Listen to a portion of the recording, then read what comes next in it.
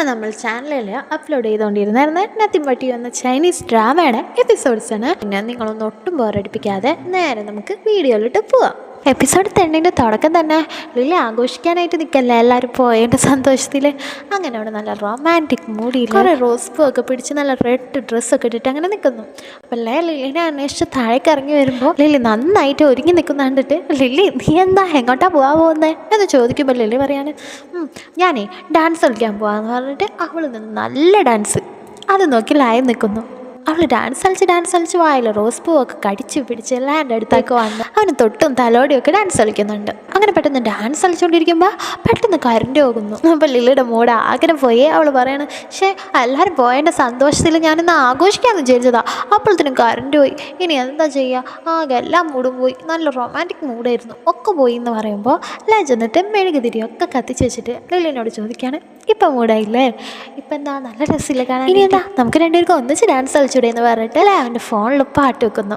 അപ്പം എന്താ ലില്ലിക്ക് ചമ്മലായിട്ട് അവൾ പറയാണ്, എനിക്ക് ചോദിന് ഡാൻസ് കളിക്കാനൊന്നും അറിഞ്ഞൂടാ, പിന്നെ അങ്ങനെ ഞാൻ ഡാൻസ് കളിക്കാമെന്ന് പറയുമ്പോൾ പറയണം, സാല ഞാൻ നിനക്ക് പഠിപ്പിച്ചു തരാമെന്ന് പറഞ്ഞിട്ട് ഓരോ സ്റ്റെപ്പും ലില്ലിക്ക് പറഞ്ഞു കൊടുക്കുന്നു. അങ്ങനെ രണ്ടുപേരും നിന്ന് ഡാൻസ് കളിച്ചുകൊണ്ടിരിക്കുമ്പോൾ ലില്ലി ഇടക്ക് തലക്കൊക്കെ വീഴാൻ പോകുന്നു. അപ്പോൾ വേഗം അവളുടെ ചെരുപ്പ് കാലിൽ നിന്ന് ഊരിയെടുത്തിട്ട് മാറ്റി വെക്കുന്നു. എന്നിട്ട് ലില്ലി ചെരുപ്പ് ഇടാതെ നിൽക്കുമ്പോൾ പറയാണ്, നീ എൻ്റെ കാലിലോട്ട് കയറി നിൽക്ക്, എന്നിട്ട് നമുക്ക് രണ്ടുപേർക്ക് ഒന്നിച്ച് ഡാൻസ് കളിക്കാമെന്ന് പറയുമ്പോൾ ലില്ലി എൻ്റെ കാലിൽ കയറി നിന്ന് രണ്ടുപേരും അങ്ങോട്ടും ഇങ്ങോട്ടും തിരിഞ്ഞ് ഡാൻസ് കളിക്കുന്നു. അങ്ങനെ ഇടയിൽ വേറൊരു സ്റ്റെപ്പ് ഇട്ടിട്ടാ, അതെന്താണെന്ന് വെച്ചാൽ കറക്കലാണ്. രണ്ടുപേരും ഇങ്ങനെ കറങ്ങിക്കൊണ്ടിരിക്കില്ലേ, നല്ല റൊമാൻറ്റിക് മൂഡിൽ നല്ല സൂപ്പറായിട്ട് കറക്കുമ്പോൾ ലില്ലിക്ക് അത് ഭയങ്കര ഇഷ്ടമായി. അപ്പോൾ ഇതേ നമുക്ക് കറങ്ങുന്നു എന്ന് പറഞ്ഞാൽ അവൾ നല്ല ഫാസ്റ്റ് കറങ്ങുമ്പോൾ തണ്ടിൽ നല്ല താഴെ കിടന്നു. ലില്ലി പോയിട്ട് ലൈൻ എടുക്കാൻ ശ്രമിക്കുന്നുണ്ടെങ്കിലും അവൻ പറയാണ്, വേണ്ട കുഴപ്പമില്ല, എനിക്ക് കുഴപ്പമില്ല, എൻ്റെ റൂമിൽ കമന്ന് കിടക്കാണ്, അവൻ്റെ തണ്ടിൽ മുത്തിയില്ല വീണേക്കണേ, അതുകൊണ്ട് ലില്ലി ആണെങ്കിൽ എന്തോ ഓയിലൊക്കെ കൈ പരത്തിയിട്ട് പരട്ടി കൊടുക്കാനുള്ള തയ്യാറെടുപ്പിലാണെന്ന് തോന്നുന്നു. ലില്ലി എന്നിട്ട് കയ്യിൽ എണ്ണ ഇങ്ങനെ നന്നായി തിരുമ്പിക്കൊണ്ടിരിക്കില്ല. അവൾ ആലോചിക്കുന്നുണ്ട്, ഞാൻ ആദ്യമായിട്ടില്ല എൻ്റെ ബാക്കിൽ തൊടാൻ പോകുന്നു, എന്തോ എന്നൊക്കെ ഇങ്ങനെ ആലോചിച്ച് അവളിങ്ങനെ എണ്ണ തേച്ചുകൊണ്ടിരിക്കുമ്പോൾ പറയാം, അതിന് ഇത്ര വലിയ വീഴ്ചയൊന്നും ഞാൻ വീണിട്ടില്ലല്ലേ പറയുമ്പോൾ ലില്ലി പറയാണ്, അതൊന്നും ശരിയല്ല, ഇതെന്തായാലും പരത്തിയേ പറ്റൂ എന്ന് പറഞ്ഞിട്ട് തിരിഞ്ഞ് കിടക്കുന്നല്ല എൻ്റെ ഷർട്ട് ലില്ലി മെല്ലെ പൊക്കി അവൻ്റെ നടുവിൻ്റെ ഭാഗത്ത് ഈ ഓയിൽ പതുക്കെ തടവി കൊടുക്കുമ്പോൾ എന്തോ ഭയങ്കരമായിട്ട് ഫീലാവുന്നെന്ന് തോന്നുന്നു. അവൻ വായൊക്കെ പൊത്തി ഭയങ്കര എക്സ്പ്രഷൻ ഇട്ട് കടിച്ച് പിടിച്ച് നിൽക്കുന്ന പോലെ ഉണ്ട്. അവൻ ഇടയ്ക്കിടയ്ക്ക് തലാണയിലൊക്കെ മുറുക്കി പിടിക്കുന്നുണ്ട്. ആ സെയിം ടൈമിൽ തന്നെ ലില്ലി അവൻ്റെ നടുവിൽ ഊതുന്നുണ്ട്. അതെന്തിനാന്ന് എനിക്ക് മനസ്സിലായില്ലേ.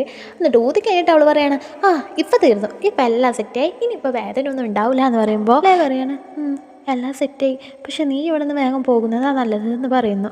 അത് കേട്ടിട്ട് ലില്ലി ചോദിക്കുകയാണ്, ഞാനെന്തിനിപ്പോൾ പോകണേ എന്ന് ചോദിക്കുമ്പോൾ പറയാണ്, നീ ഇപ്പോൾ പോയില്ലെങ്കിൽ ശരിയാവില്ല, നീ മര്യാദക്ക് പൊക്കോ, ഞാൻ തിരിയണ വരെ നീ വെയിറ്റ് ചെയ്യണ്ട, അതിന് മുന്നേ ഓടിപ്പോക്കോ എന്ന് പറയുന്നു. അപ്പോൾ ലില്ലി വേഗം എന്താണെന്ന് കാര്യം മനസ്സിലാവാതെ അവിടെ നിന്ന് ഓടിപ്പോകുന്നു.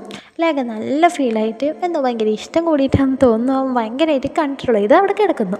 അങ്ങനെ പിറ്റേ ദിവസം ലെമൺ കമ്പനിയിൽ ഷിൻകാൻ പോലീസ് പിടിച്ചില്ലേ, ദ ജേർണി ഓഫ് യൂത്ത് എന്ന് പറഞ്ഞ സിനിമയുടെ നടിയായിരുന്നു ഷിൻകാൻ. ഇനിയിപ്പോൾ നടി പോയി കഴിഞ്ഞാൽ ഇനിയിപ്പോൾ അവരെങ്ങനെ ഷൂട്ട് ചെയ്യും? അങ്ങനെ ഷൂട്ടിംഗ് ഒക്കെ ആകെ മുടങ്ങി കിടക്കുകയാണ്. ഇനി ഷൂട്ട് ചെയ്യാൻ നടിയില്ലാതെ ഷൂട്ടിംഗ് ഒന്നും നടക്കില്ല. അപ്പോൾ ഇനി എന്ത് തീരുമാനിക്കുന്ന അറിയാനായിട്ട് ലെമൺ കമ്പനിയിലെ എല്ലാ മെമ്പേഴ്സും വർക്കേഴ്സും കൂടി അങ്ങനെ ഡിസ്കസ് ചെയ്തുകൊണ്ടിരിക്കുകയാണ്. അപ്പോൾ ഒരു വർക്കർ അതിൽ ഒപ്പീനിയൻ പറയാണ്, നമുക്ക് ഷിൻകാൻ്റെ തല വെടിയതായിട്ട് അഭിനയിക്കാൻ പോകുന്ന നടിയുടെ തല വെട്ടി വെച്ച് ആ സിനിമ എഡിറ്റ് ചെയ്തെടുത്തൂടെ എന്ന് ചോദിക്കുമ്പോൾ ലില്ലി അത് സമ്മതിക്കുന്നില്ല.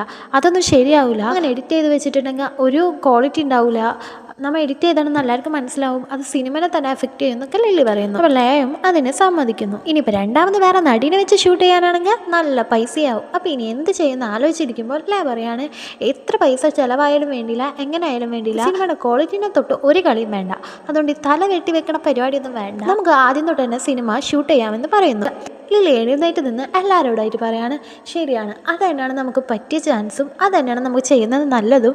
അപ്പോൾ ഇന്ന് മുതൽ നമ്മൾ എല്ലാവരും നല്ല ഹാർഡ് വർക്ക് ചെയ്യും. നമ്മൾ വർക്ക് ചെയ്യുന്ന ആ ടൈമല്ലാതെ എക്സ്ട്രാ കുറേ ടൈമും കൂടി വർക്ക് ചെയ്ത് ഇതിന് വേണ്ടി നമ്മൾ ഹാർഡ് വർക്ക് ചെയ്താലേ നമുക്ക് എന്തെങ്കിലും അച്ചീവ് ചെയ്യാൻ പറ്റുള്ളൂ. അതുകൊണ്ട് ഇന്ന് മുതൽ നമ്മളെ എല്ലാ എഫക്റ്റും ഈ ജോലിക്ക് കൊടുക്കണം എന്ന് പറഞ്ഞിട്ട് ലില്ലി ഭയങ്കര ഉത്സാഹത്തിൽ നിൽക്കുമ്പോൾ അവളെ നോക്കിയിട്ട് താങ്ക് യു എന്ന അർത്ഥത്തിൽ കണ്ണൊക്കെ അടച്ചു കാണിക്കുന്നുണ്ട്. അങ്ങനെ അന്ന് രാത്രിയായിട്ട് ലെമൺ കമ്പനിയുടെ ഒരു വർക്കേഴ്സും വീട്ടിൽ പോയിട്ടില്ല. അവർ നന്നായിട്ട് വർക്ക് ചെയ്തുകൊണ്ടിരിക്കുക. എങ്ങനെയാണെന്ന് വെച്ചാൽ കുറേ നടിമാരെ കോൺടാക്ട് നമ്പറും പിന്നെ ഫോട്ടോസൊക്കെ വെച്ചിട്ടുണ്ടായിരുന്നു.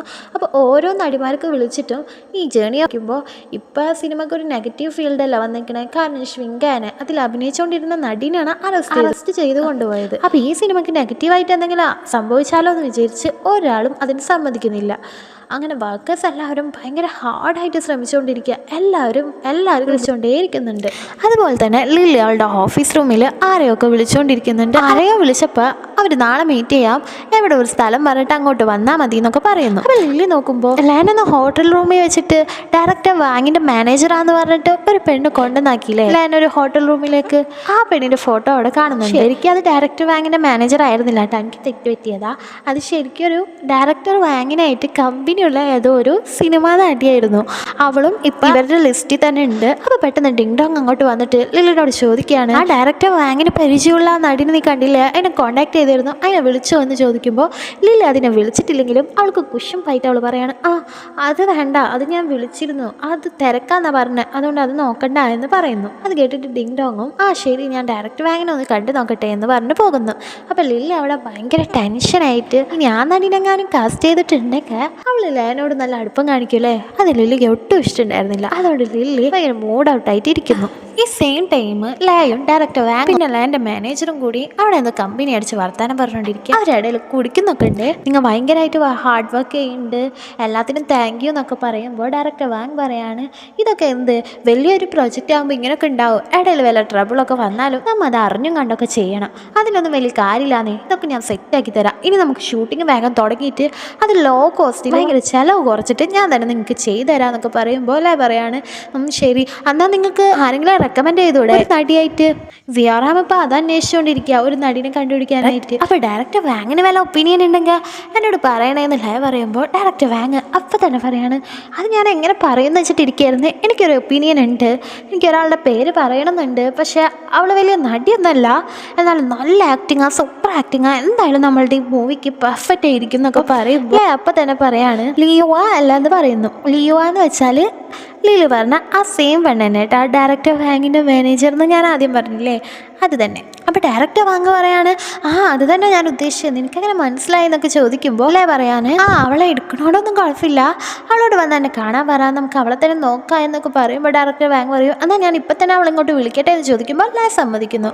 അങ്ങനെ ലിയോ ലാൻ്റെയും ഡയറക്ടർ വാങ്ങിൻ്റെയും അടുത്തേക്ക് വരുമ്പോൾ അവൾ ഭയങ്കര എളിമത്തത്തോടുകൂടിയൊക്കെ കണ്ടാ പെരുമാറുന്ന. ഡയറക്ടർ വാങ്ങിനെ കാണുമ്പോൾ തന്നെ എണീറ്റ് നിന്ന് ഭയങ്കര സ്നേഹത്തോടൊക്കെ പെരുമാറുന്നു. അപ്പോൾ ഡയറക്ടർ വാങ് അവളോട് ഡയറക്റ്റായിട്ട് കാര്യം പറയാണ്, ഇങ്ങനെ the journey of the youth എന്ന് പറഞ്ഞ സിനിമ ഇപ്പം ശ്വിങ്കാനെ ജയിലിൽ പോയ കാരണം മുടങ്ങിക്കിടക്കല്ലേ, അതിൽ അഭിനയിക്കാൻ നിനക്ക് താല്പര്യമുണ്ടോ, നീ എന്താ പറയുന്നത് എന്നൊക്കെ ചോദിക്കുമ്പോൾ ലിയോ പറയാണ്, ശരിക്കും എനിക്ക് കുറേ സിനിമയിൽ ഇപ്പം ഞാൻ അഭിനയിക്കാനായിട്ട് കുഞ്ഞു കുഞ്ഞു റോളായ കാരണം ഞാനിപ്പോൾ കുറേ സിനിമയിൽ ഡേറ്റ് കൊടുത്തിട്ടുണ്ട്, എന്നാലും സാറില്ല ദ ജേണി ഓഫ് ദി യൂത്തിൽ അഭിനയിക്കാനല്ല, അതൊക്കെ ക്യാൻസൽ ചെയ്തുകൊണ്ട് എന്തോ ഒരു ചെറിയ ഇഷ്ടമുണ്ട്. അപ്പം ലേ പറയാണ്, ഓക്കെ അങ്ങനെയാണെങ്കിൽ നാളെ ഒരു ഓഡീഷൻ ഉണ്ട്, ആ ഓഡീഷനിലേക്ക് വരണം, അവിടെ വെച്ചാൽ എല്ലാവരും സെലക്ട് ചെയ്യാം എന്നൊക്കെ പറയുമ്പോൾ ലിയോ സന്തോഷത്തോടെ അത് ഏറ്റെടുക്കുന്നു. എന്നിട്ട് ലിയോ കുടിക്കാനായിട്ട് ഒരു ഗ്ലാസ്സിൽ എന്തോ ഓൾക്കണമെന്ന് തോന്നുന്നു അതൊക്കെ ഒഴിച്ചിട്ട് ചേഴ്സ് പറയാനായിട്ട് അവൾ ഇരുന്നിരുന്ന സീറ്റിൽ നിന്ന് ലാൻ്റെ അടുത്തേക്ക് പോകുമ്പോൾ അവളുടെ കൈ തട്ടി ഓൾക്ക് അവളുടെ മേത്തേക്ക് വീഴുന്നു. അപ്പം തന്നെ ലാൻ്റെ മാനേജർ ഒരു ടൗലെടുത്ത് ലാൻ്റെ കൈ കൊടുക്കുമ്പോൾ ലേ അത് ലിയോന് കൊടുക്കുന്നു. ലിയോന് കൊടുത്തതും ലിയോ ലാനെ ഒരു മാതിരിയൊക്കെ നോക്കുന്നുണ്ട്, എനിക്കിത് തന്നല്ലോ, എൻ്റെ മേത്തത് വീണപ്പോഴത്തേനും എനിക്ക് ലേ ഇത് തന്നല്ലോ എന്നുള്ള അർത്ഥത്തിലൊക്കെ. പിന്നെ കാണിക്കുന്നത് സിയോറാനെയാണ്. സിയോറാൻ വീൽ ചെയറിൽ തന്നെ ഇരുന്നുകൊണ്ട് അവൾ ആ വീൽ ചെയറിൽ തന്നെ അങ്ങോട്ടും ഇങ്ങോട്ടൊക്കെ കൊണ്ടു നടക്കുന്നു ആ വീടിൻ്റെ ഉള്ളിൽ തന്നെ. അപ്പോൾ സിയോറാനെ ചോദിക്കുന്നുണ്ട്, ഇപ്പം എന്താ നിൻ്റെ വീട്ടിലേക്ക് പോകണം എന്ന് എനിക്ക് ആഗ്രഹം എന്നൊക്കെ ചോദിക്കുക, അതൊക്കെ ചെയ്തു കൊടുക്കുക ചിരിച്ചുകൊണ്ട് മതി നീ തന്നെ ചെയ്തോ എന്ന് പറയുന്നു. അപ്പം സിയോറാൻ ഇട്ടിരിക്കുന്ന ആ ഓവർകോട്ട് ഊരുന്ന കണ്ടിട്ട് ഹാൻഫൈ ചോദിക്കുകയാണ്, നീ എന്തൊക്കെ ചെയ്യണേ, എന്തിനാ ഇതൊക്കെ ഇപ്പോൾ ഊരണേ എന്ന് ചോദിക്കുമ്പോൾ സിയോറാൻ ഒരു കൂസലുമില്ലാതെ ഭയങ്കര സ്മെല്ല് ഇതിനൊക്കെ ആശുപത്രിത്തെ സ്മെല്ല്, എനിക്കിതിട്ടൊന്നും നിൽക്കാൻ പറ്റുന്നില്ല, അതുകൊണ്ടാണ് ഞാൻ ഊരുന്നതെന്ന് പറയുമ്പോൾ ഹാൻഫൈ എന്നാൽ കുഴപ്പമില്ല, എന്നാൽ ഞാൻ നിന്നെ ഹെൽപ്പ് ചെയ്യാന്ന് പറഞ്ഞിട്ട് ആ ഓവർകോട്ട് ഊരാനായിട്ട് ഹാൻഫൈ സിയോറാനെ സഹായിക്കുന്നു. ആ സെയിം ടൈമിൽ ഡോറ് തുറന്ന് ലില്ലിനെയും അകത്തേക്ക് അവർ വന്നതും കാണുന്നത് സിയോറാൻ്റെ കോട്ട് വലിച്ചിരുന്ന യാൻഫെയിനാണ്. ലില്ലി ഞെട്ടിക്കൊണ്ട്, സിസ്റ്റർ എന്താ നിങ്ങൾ ഈ ചെയ്യുന്നത്? നിന്റെ കാലൊക്കെ ഒന്ന് ഉണങ്ങിയിട്ട് പോരെ ഇതൊക്കെ, ഇപ്പം തന്നെ എന്തിനാ എന്ന് ചോദിക്കുമ്പോൾ യാൻഫെയ് പറയണ, ഇതൊന്നല്ല, ഇത് ഞാൻ അവളെ ഹെൽപ്പ് ചെയ്തതാന്ന് പറഞ്ഞിട്ട് കയ്യിലിരുന്ന ആ ഓവർകോട്ട് സിയോറാനെ ഇട്ട് കൊടുക്കുന്നു. സിയോറാം അത് കൂസലില്ലാതെ വാങ്ങി മടക്കി വെക്കുന്നു. ലില്ലി അങ്ങനെ പറയുന്നതായിട്ട് നെട്ടിട്ട്, എന്ത് ഇവരെന്ത് ചെയ്യാനാ? യാൻഫെയ് ശരിക്കും നിന്റെ എക്സ് ബോയ് ഫ്രണ്ട് അല്ലേ? നിങ്ങൾ തമ്മിൽ ആദ്യം ഇഷ്ടത്തിലായിരുന്നില്ലേ എന്ന് ചോദിക്കുമ്പോൾ ലില്ലി പറയാണ്, അത് പറയാനാണെങ്കിൽ കുറേ ഉണ്ട്, വലിയ നീണ്ട കഥയാ എന്ന് പറയുന്ന ഫ്ലാഷ് ബാക്ക് ആലോചിക്കുന്നു. അതെന്താണെന്ന് വെച്ചാൽ യാൻഫെയ് ലില്ലി ഒന്നിച്ച് പഠിച്ചുകൊണ്ടിരിക്കുന്ന കാലം, അവരങ്ങനെ കോളേജൊക്കെ കഴിഞ്ഞ് തിരിച്ച് മിൽക്ക് ടീ ഒക്കെ കഴിച്ചുകൊണ്ട് ഇങ്ങനെ വന്നുകൊണ്ടിരിക്കുമ്പോൾ യാൻഫെയ് പെട്ടെന്ന് സ്റ്റെക്കായിട്ട് ലില്ലിനോട് ചോദിക്കുകയാണ്, നീ ഗേൾ ഫ്രണ്ട് ആവോ എന്ന് ചോദിക്കുമ്പോൾ ലില്ലി പെട്ടെന്ന് നെട്ടിയിട്ട്, എന്ത് ഗേൾ ഫ്രണ്ടാ? നിനക്ക് എങ്ങനെയാണ് എൻ്റെ മുഖത്ത് നോക്കി അങ്ങനെ പറയാൻ തോന്നിയത്? നിന്നെ ഞാൻ എൻ്റെ നല്ല ഫ്രണ്ടായിട്ടാണ് കണ്ടേക്കണേ, എന്നിട്ട് പെട്ടെന്ന് ഇപ്പം ഗേൾ ഫ്രണ്ട് ആവാന്നൊക്കെ. പക്ഷേ നിനക്കന്നേരം ലവ് ആയിരുന്നോ? എന്നോട് ലവ് ആയിരുന്നോ എന്നൊക്കെ ചോദിക്കുമ്പോൾ, അയ്യാ എന്നോട് എനിക്ക് അങ്ങനത്തെ ഫീലിങ്സ് ഒന്നും തോന്നിയിട്ടൊന്നുമല്ല.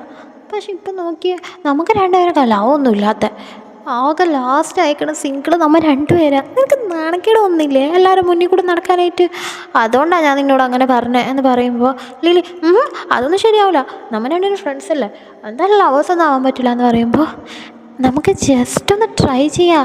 ഈ മിൽക്ക് ടീ ഒക്കെ നമ്മൾ കുടിച്ചു നോക്കുന്നില്ലേ, അതുപോലെ ജസ്റ്റ് ഒന്ന് ലവേഴ്സായി നിന്ന് നോക്കാന്നേ എന്ന് പറയുമ്പോൾ ലില്ലി, അങ്ങനെയാണെങ്കിൽ ഓക്കെ, നമുക്കൊന്ന് ജസ്റ്റ് ട്രൈ ചെയ്യാന്ന് പറഞ്ഞിട്ട് ഇങ്ങനെ ലവേഴ്സായി. എന്നിട്ട് അന്ന് തന്നെ ലില്ലി യാൻഫെയിനെ കൊണ്ട് അവളുടെ വീട്ടിലേക്ക് പോകും. വീട്ടിലേക്ക് അവൾ പാട്ടുപാടിയൊക്കെ കയറി ചെന്നെങ്കിലും ഒരു ഡോറ് തുറന്ന് നടക്കുന്ന കണ്ടിട്ട് അവൾ യാൻഫെയിനോട്, മിണ്ടല്ലേ ഒന്നും മിണ്ടാതെ പതുക്കെ വാ എന്ന് പറയുന്നു.